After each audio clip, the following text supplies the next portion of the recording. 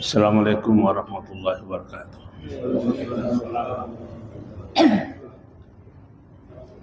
Alhamdulillahirabbil alamin.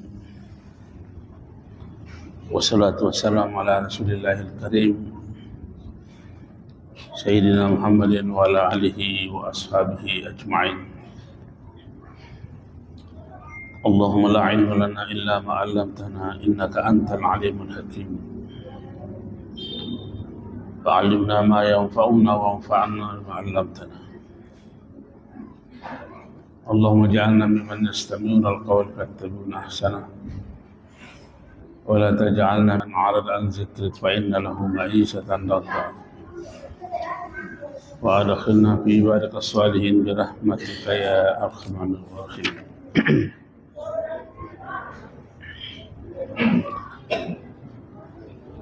Jamaah Maghrib yang dirahmati Allah Subhanahu wa Ta'ala, tak henti-hentinya kita memuji dan bersyukur kehadirat Allah Subhanahu wa Ta'ala atas segala nikmat yang dianugerahkan kepada kita. Demikian pula kita tak putus-putusnya bersalawat kepada Rasulullah Sallallahu Alaihi Wasallam. Sungguh kita mengharapkan syafaat baginda Rasulullah Sallallahu Alaihi Wasallam.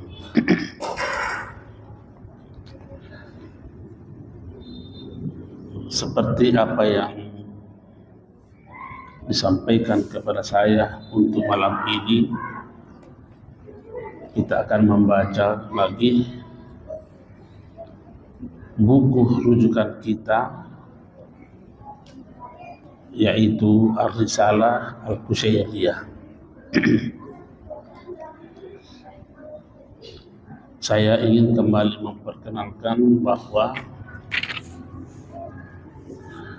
buku atau kitab ini yang kita jadikan pegangan dalam membahas tasawuf adalah yang dikarang dan ditulis oleh Imam Al-Qusyairi, sehingga kitabnya dikatakan Ar-Risalah Al-Qusyairiyah.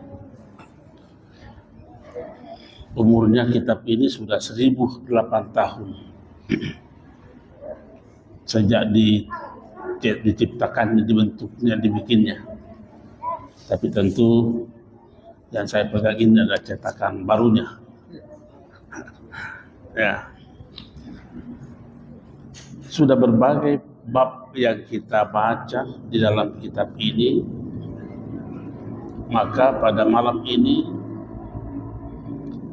insya Allah bab yang kita baca adalah Babus Sabr. Bab yang berbicara tentang kesabaran.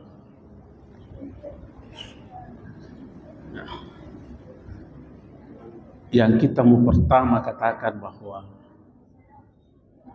sabar tidak identik dengan pendiam. Ya. Sabar tidak identik dengan pendiam. Dalam beberapa referensi,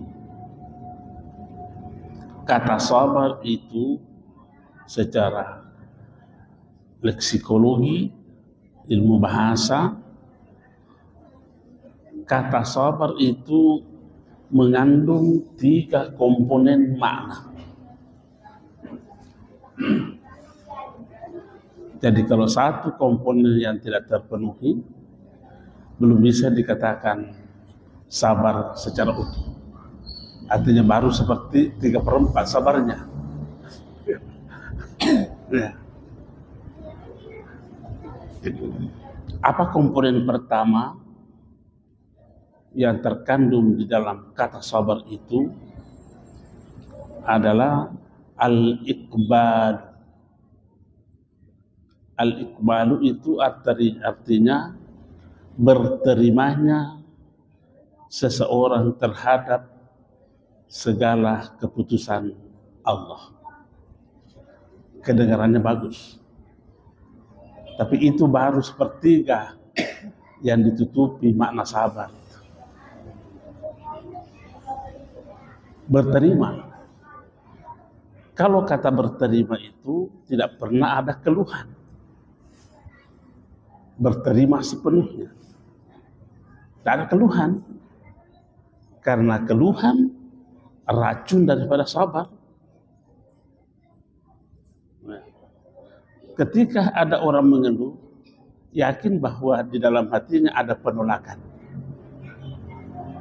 Jadi sudah rusak komponen pertama. Sudah rusak makna komponen pertama. Komponen yang kedua adalah al-humasa. Al-humasa itu artinya semangat kerja. Semangat. Kenapa lahir kata semangat di dalam kata sabar? Karena memiliki keyakinan penuh untuk mendapatkan mencari ridha Allah. Maka lahirlah semangat untuk bekerja. Nah, ini sudah dua komponennya. Yang ketiga adalah al-ma'iyah. Al-ma'iyah konsisten di dalam menjaga dirinya tetap pada wilayah-wilayah Allah. Konsisten menjaga diri tidak keluar dari wilayah Allah. Bagaimana modelnya orang yang keluar dari wilayah Allah? Mungkin sudah pernah saya sampaikan contohnya. Dan ini memang pernah saya ditanya di Hertasning, Masjid Hertasning. Dan juga agak kencang keberatannya kepada saya untuk saya tarik kata-kata itu, bahwa tidak ada wilayah kecuali wilayah Allah semua.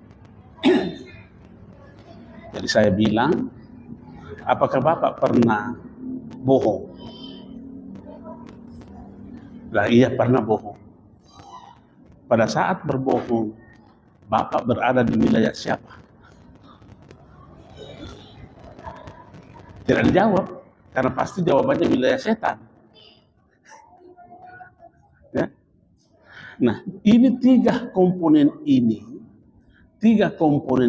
harus menyatu di dalam kata sabrun. Baru dikatakan orang ini adalah sabar secara utuh. Itulah sebabnya sehingga penulis kitab ini mengutip salah satu ayat, dan memang banyak ayat yang memerintahkan kita untuk bersabar. Dan dalam surah An-Nahl dikatakan wasbir wa ma sabruka illa billah. Bersabarlah, dan tiadalah kesabaranmu itu melainkan pada Allah. Itu terjemahan bahasa Indonesia kita. Tetapi ulama kita mencoba memberikan penjelasan terhadap ayat ini. Di antara ulama kita yang memberikan komentar terhadap ayat ini adalah Abul Qasim al-Hakim. Ya. Bagaimana dia memaknainya? Wasbir dimaknai dengan amrun bil ibadah. Amrun bil ibadah. Sesungguhnya wasbir, perintah bersabar di situ adalah perintah untuk melaksanakan ibadah secara umum. makna ibadah secara umum. Apa makna ibadah secara umum? Segala perbuatan baik yang zahir maupun yang tidak zahir yang diridai oleh Allah Subhanahu wa taala. Itu secara umum. Dan ulama kita ini, Abdul Qasim Al-Hakim ini justru memaknai wasbir itu adalah perintah beribadah. Kemudian wa ma sabruka illa billah, beliau menyatakan wa ma sabruka illa billah itu bermakna ubudiyah, membedakan antara ibadah dan ubudiyah. Beda. Di mana letak bedanya?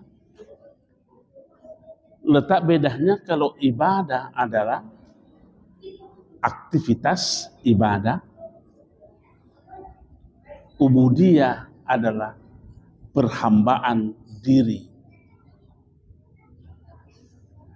Boleh jadi ada orang yang melaksanakan aktivitas ibadah, tapi belum tentu di dalam dirinya lahir perhambaan diri.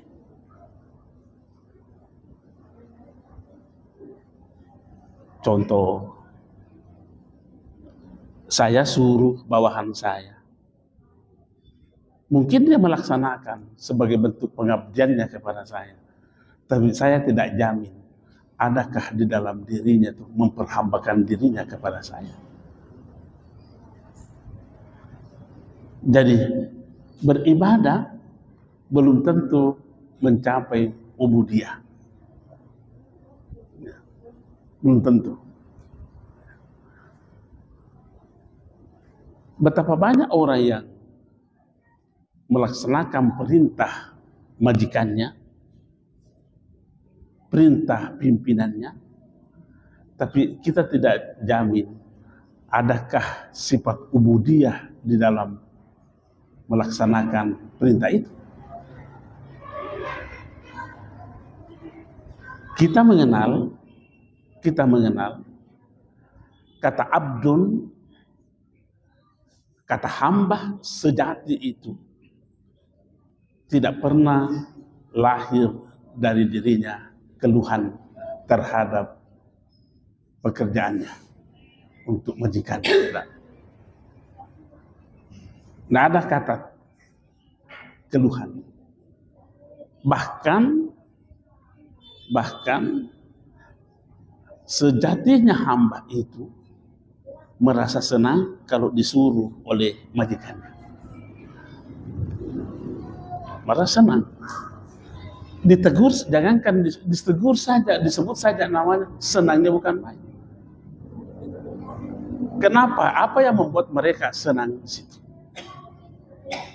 Karena ada jiwa perhambaan diri. Jiwa perhambaan diri. Inilah semangat inilah yang selalu hadir di dalam diri seseorang di dalam melaksanakan ibadah kepada Allah Subhanahu wa taala. Sehingga kita tidak hanya beribadah tetapi juga memperhambakan diri kepada Allah Subhanahu wa taala.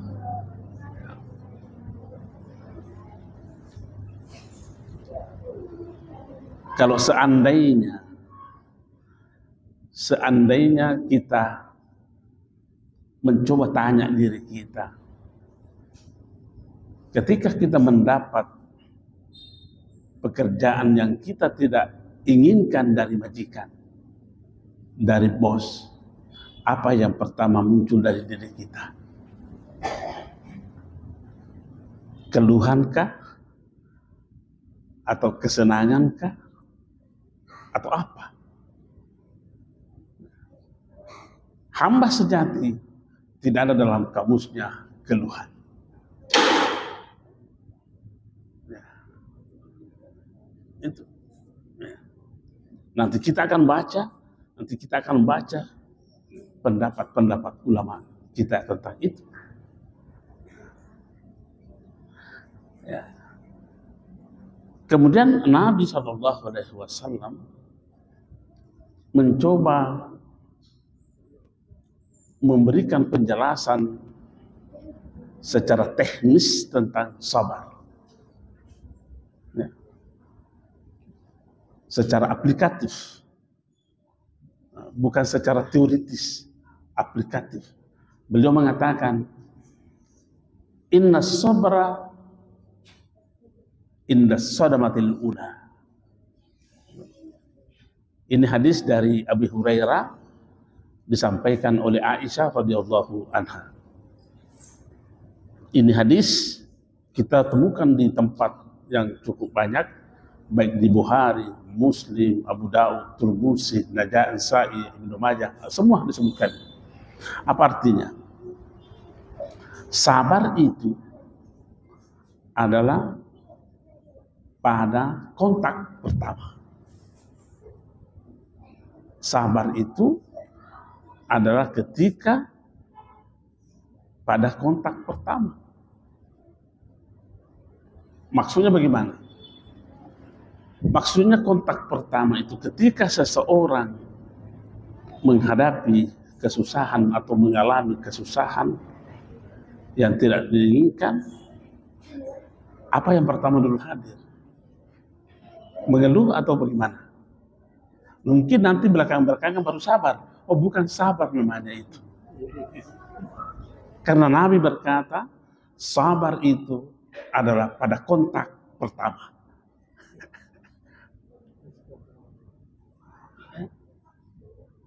Pada kontak pertama. Bukan nanti disabarkan oleh orang baru kita sabar. Sabar kindi baru muncul rasa sabar. Kalau kita berpegang kepada hadis ini, sesungguhnya belum masuk kategori sabar ini. Karena tidak terjadi pada kontak pertama. Ini. Rasa-rasanya berat ini. Ya. Saya sering berkata, memang sesungguhnya sabar membutuhkan kesabaran untuk mencapai derajat sabar.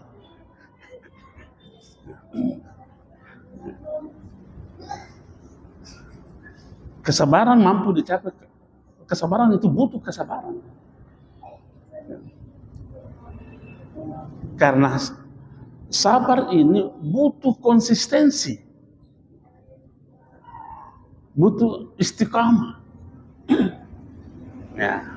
Saya mau memberikan penjelasan seperti apa itu istiqamah, konsisten dalam kebaikan. Kan istiqamah itu berasal dari kata-kata qama, berdiri. Ya, berdiri. Nah, dalam proses kita mau berdiri, tentu kita menghimpun seluruh tenaga kekuatan kita untuk bisa berdiri. Itu belum bisa dikatakan qama, tapi baru takwim. Takwim. Baru takwim. Ketika kita berdiri, itu belum namanya istiqamah itu. Baru diberi iqamah. Baru berdiri. Kapan bisa dikatakan istiqamah? Kalau ia tidak mau merusak keadaan berdirinya. Bisa ditangkap barangkali. Kalau berdiri tok saja, lantas duduk, oh belum istiqamah namanya itu, karena sudah rusak lagi posisi berdirinya. Nanti bisa dikatakan istiqamah kalau ia terus menjaga supaya tidak rusak berdiri itu.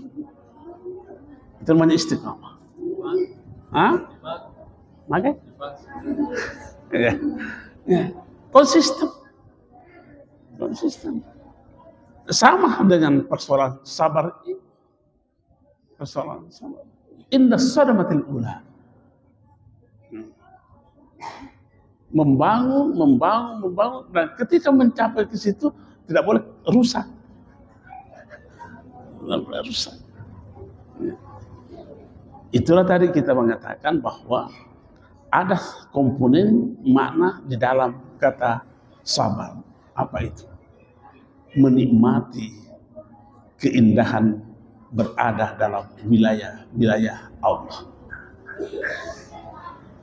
Itulah al-ma'iyah.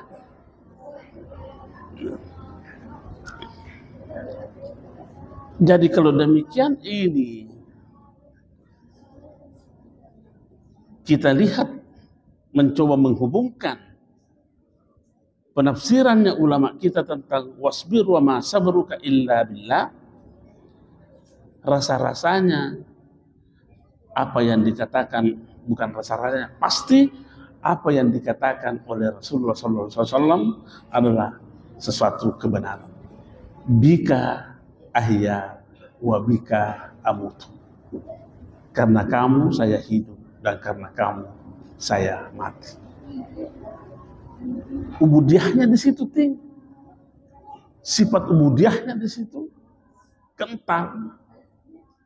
Karena perhambaan yang terjadi. Karenamu saya hidup dan karenamu saya mati.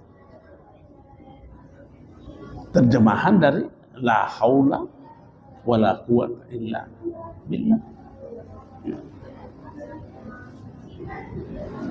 Dan memang susah ini menjalani namanya sabar. Tapi diperintahkan kita untuk ke situ. Tidak mungkin Allah memerintahkan kita memiliki sifat mulia seperti ini kalau bukan untuk kebaikan manusia itu sendiri. Tidak mungkin. Ya. Cuma kadang kita ini tidak mampu menangkap apa pesan yang diinginkan oleh kata itu yang untuk kita lakukan. Kan sama saja kalau umpamanya kita disuruh dulu orang tua kita pergi ke kebun. Susah. Karena kita tidak mampu menangkap apa pesan perintah orang tua itu pergi ke kebun. Pergi jagai dulu adikmu di situ. Kita tidak mampu memaknai itu, menangkap makna-makna risalah yang ada dalam perintah itu. Ya. Ulama kita berkata, ada ungkapan ini bukan ayat, bukan hadis ini, tapi ungkapan ulama saja. Siapa yang meletakkan begitu? Abu Sulaiman. Abu Sulaiman ini salah seorang ulama tafsir, ulama hadis. Beliau berkata, wallahi, bersumpah, wallahi, demi Allah, ma nasbiru ala ma nuhib fa kaifa ala ma nakrah. Terhadap yang kami inginkan saja belum mampu kami sabar, apalagi yang kami tidak cinta.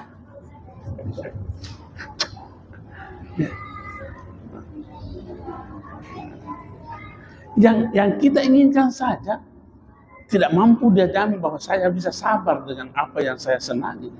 Bagaimana yang saya tidak suka?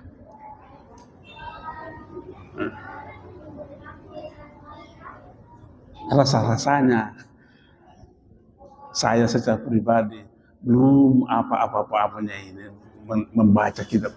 Tapi kita tidak boleh putus asa membaca seperti ini.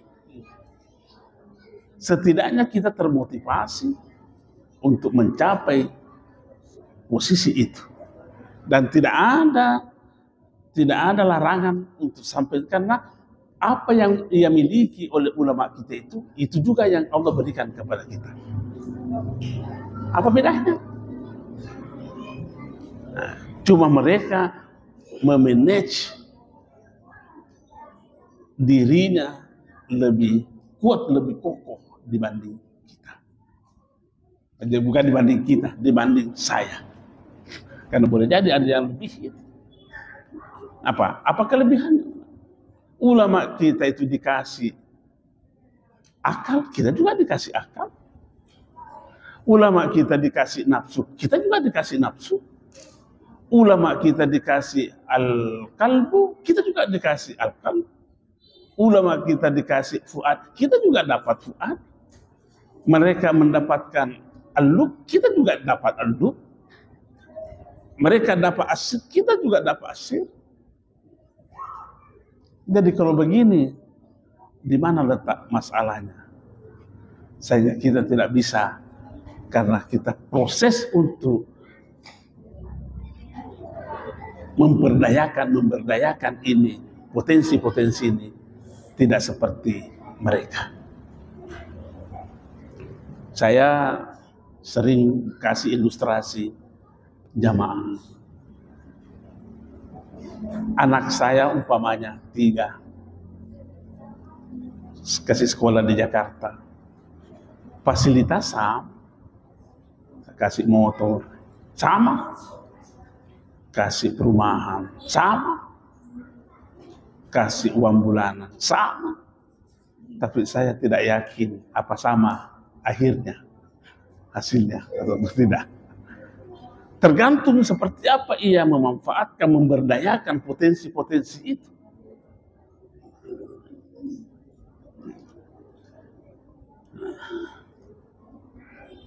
Sama dengan ini. Ulama kita ini berkata, yang saya saja suka belum tentu saya mampu sabar. Apalagi yang saya benci.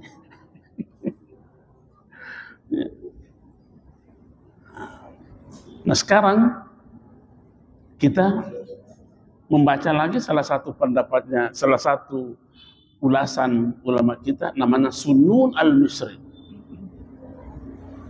Sunnun al-Misri ini salah seorang ulama besar, memberi komentar yang namanya as-sabru adalah at-taba'ud adil mukhalafat. Mampu menjauhkan diri dari segala macam yang bertentangan dengan kaidah-kaidah kehidupan yang normal. Mampu menjauhkan diri dari segala macam bentuk perbuatan yang menyalahi kaidah-kaidah kehidupan. Ini kan tidak ada satupun kehidupan kita ini yang lepas dari kaidah. Kaidah kehidupan, tidak ada satu. Dan semua yang kita lakukan memiliki konsekuensi. Semua yang kita lakukan, sekecil apapun, memiliki konsekuensi. Ketika kita salah menjalankan, maka konsekuensinya bisa buruk. Saya biasa beri contoh itu, batuk saja, punya etika. Batuk. Siapa yang mau menyalahkan saya? Kalau umpamanya saya batuk di depan mic, ada keaturan bahwa saya tidak bisa. Tapi kurang etika. Makanya orang batuk melakukan begitu. Karena mampu memilih konsekuensi yang tidak menyerang kehormatan orang lain.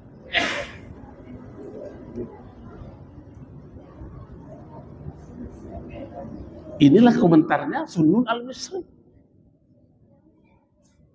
Harus mampu menjauhkan diri dari segala macam bentuk perbuatan yang menyalahi etika dan kaidah kehidupan. Harus dibedakan itu. Umpamanya saja. Tidak ada larangan. Saya kasih naik kakiku di sini, tapi mau yang saya lakukan. Tidak mungkin saya mau melakukannya. Bukan aturan yang melarang saya, tapi etika yang melarang saya. Etika yang melarang saya.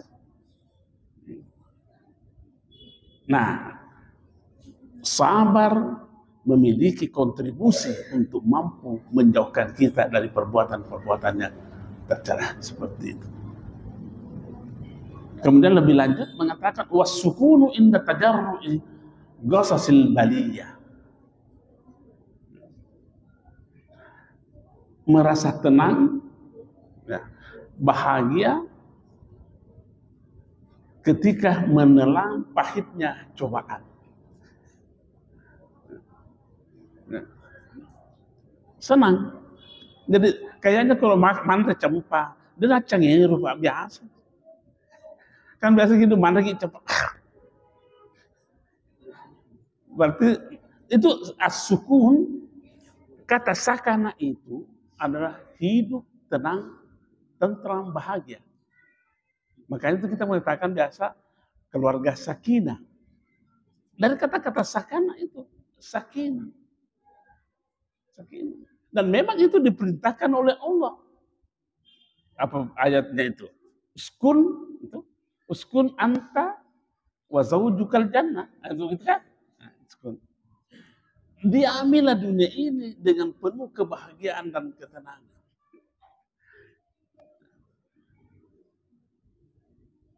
Untuk sampai di situ butuh sabar. Butuh sabar. Ya.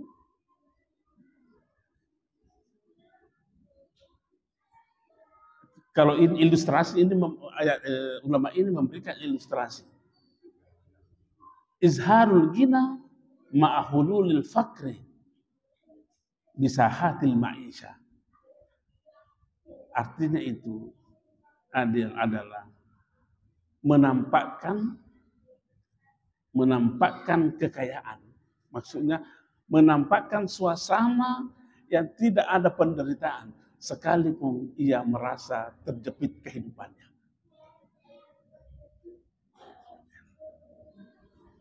Bisa terjepit kehidupannya. Lain lagi dengan Ibnu Atta. Ibnu Atta As-Sakandari ini juga seorang ulama besar, tapi agak di belakang-belakang beliau ini, Ibnu Atta As-Sakandari. Apa dia bilang? Al-wukufu ma'al bala'i bihusnil adabi. Mau sama maknanya tadi itu. Artinya Pak, menjalani berbagai macam cobaan bihusnil adabi, dengan tetap memperlihatkan perangai-perangai indah. Ibaratnya ini mandra cempa tapi dia cengeng. Ilustrasinya begitu. Makan asinan tapi tidak berubah raut wajah. Ilustrasinya itu. Ya, makan lombok dan cengeng. Karena cengeru itu, keluhan itu lahir. Kenapa bisa lahir cengeru kita? Karena tidak menerima kenyataan yang ada pada diri kita. Lahir itu.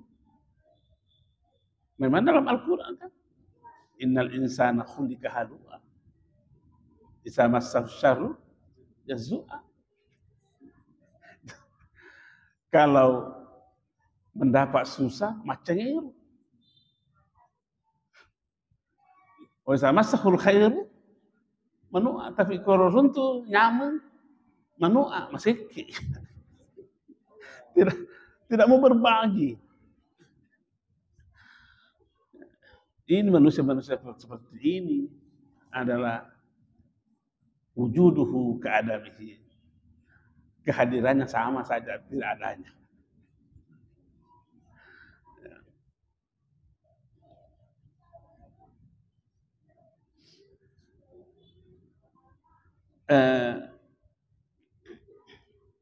Memang namanya memelihara kesabaran itu, kata Umar bin Khattab radhiyallahu anhu. Beliau juga memberi ilustrasi. Ini definisi teoritis itu susah. Selalu saja definisi yang aplikatif. Apa kata Umar? Memelihara kesabaran adalah seperti halnya orang yang memelihara binatang buas. Adakah orang yang mampu menjinakkan binatang buas? Oh, banyak, Pak. Banyak. Iya. Jadi kalau begitu, kenapa kita tidak mampu menjinakkan ini, diri ini untuk menjasa? Kalau ia binatang, kenapa kita tidak mampu menjinakkan? Ya suka lihat.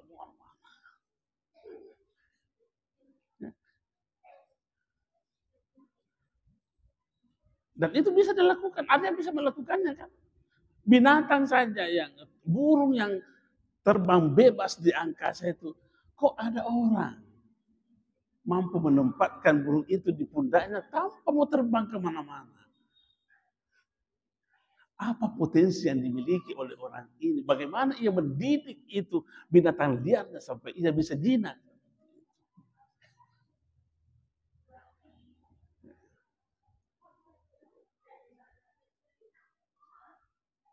Nah, sama dengan yang seperti ini. Adakah yang mampu melakukan? Oh, banyak yang mampu melakukan. Mendidik dirinya, menjinakkan dirinya dalam kebersamaannya dengan Allah. Tapi ada tong orang, kita tidak menuduh siapa-siapa. Ada juga orang tidak mampu mencapai apa yang dicapai oleh orang, karena tidak mampu mencapai apa yang dicapai oleh orang lain, dia salahkan.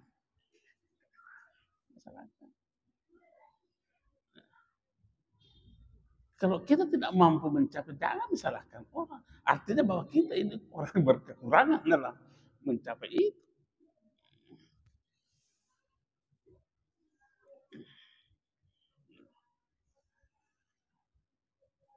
Lebih lanjut, dikatakan di sini, Wakala Ali bin Abi Thalib radhiyallahu anhu. Oh, ini juga Abi Thalib. Ali bin Abi Thalib berkata, as-sabru matiyatul la taqbu. Bukan binatang buas yang kalau Ali memberikan perumpamaan, tapi adalah matiyah, binatang tunggangan. Binatang tunggangan, kendaraan yang dikendarai itu. Fala taqbu.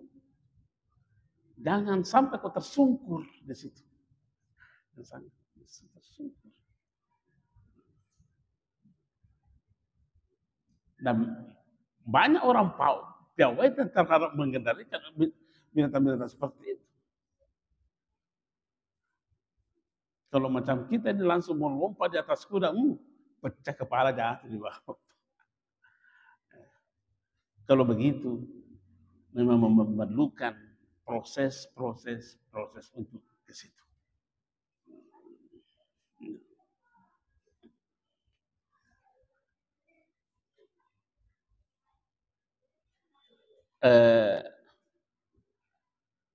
Imam As-Subli, ini juga ulama ini dikutip pendapatnya. Imam As-Subli berkata bahwa sabar itu memiliki tingkatan-tingkatan. Yang pertama adalah as-sabru fillah. As-sabru fillahi azza wa jalla. Tapi tingkatan ini oleh orang awam masih mengatakan sudah sabar itu. Tapi menurut As-Subli, belum. As-sabru fillah belum bisa dikategorikan sebagai sabar yang sesungguhnya dalam pandangan pilihan-pilihan Allah. Apa yang dimaksud dengan as-sabru fillah? Adalah kesabaran yang dimiliki oleh seseorang menuju proses yang lebih baik. Kalau masih berproses untuk mengubah perilaku buruk menjadi baik, itu namanya as-sabru fillah. Ulama ini belum mau mengakui sebagai sebuah kesabaran. Karena masih dalam proses. Faqala la. Berkata lagi orang,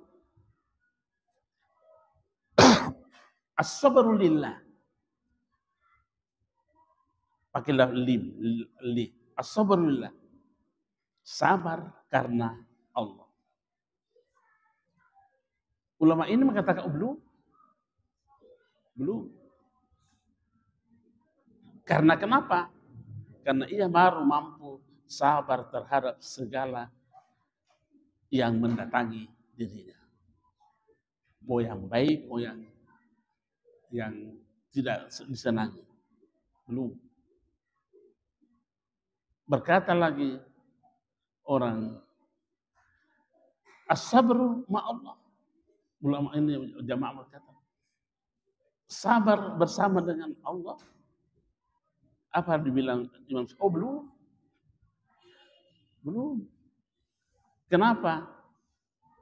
Karena masih berusaha untuk membebaskan diri dari berbagai macam kekuatan-kekuatan lain. Orang yang bertanya tadi ini karena capek, yang mana ini? Langsung dia tanya, kalau begitu yang mana yang kita maksud? Maka dijawablah beliau adalah as-sabru anillahi. As-sabru anillahi. Jangan pernah ada kekuatan yang mampu mengeluarkan dirimu dari wilayah Allah. Jangan membiarkan ada kekuatan yang mampu mengeluarkan kamu dari wilayah Allah. Nah, ini terkadang kita terjebak persoalan-persoalan sedikit kita keluar. Ya. Mungkin kita berkata, tidak, padahal sudah keluar lagi. Contoh saja ini. Merekayasa suasana untuk mau dipuji, merekayasa suasana untuk mau dipuji, sudah keluar dari wilayah Allah. Padahal ini belum ini baru mau merekayasa, dan memang ada seperti itu. Bagaimana mau contohnya orang merekayasa yang mau dipuji? Ya. Pernah saya ceramah di Landak, di rumahnya, di masjidnya Profesor Iskandar ini. Begitu saya, enggak perlu masuk. Begitu saya turun dari selesai ceramah, ada orang menghadap kepada saya, tanya, Prof, di mana S1? Ya, dia tanya S1 saya. Kita selesaikan dulu. Kita selesaikan sedikit. Saya bilang, saya tidak ada S1 di Indonesia, Pak, karena saya langsung dikirim kuliah di Mesir. Baru ke Sudan, baru ke Mekah, Masjidil Haram. Lantas saya bilang, jadi tidak pernah kuliah di IAIN. Ya. Saya bilang, pernah. Dia bilang, siapa rektornya? Saya bilang, ini. Oh, saya kira ini. Bilang, saya kira ini. Kalau ini tanteku itu. Coba. Apa hubungannya menyebut kata tante dengan dialog saya ini? Saya berpikir, oh sepertinya ini orang berkata, kalau kau menghargai itu tanteku, ini kemanakannya? Ini namanya merekayasa untuk mau dipuji ini. Merekayasa untuk mau dipuji. Oh, siapa imamnya itu di masjid Malengkir, masjid TVRI ini? Oh ya anu. Oh kemanakanku itu? Apa urusan? Inilah terkadang kita terjebak hal-hal yang seperti ini, pada hakikatnya kita sudah keluar dari wilayah Allah. Ya. Kita kan dilarang meminta-minta. Dan kita terkadang kita tidak sadar. Ya. Kebetulan De Irfan ada di bawah. De Irfan di mana kita Irfan? Ada di Malino.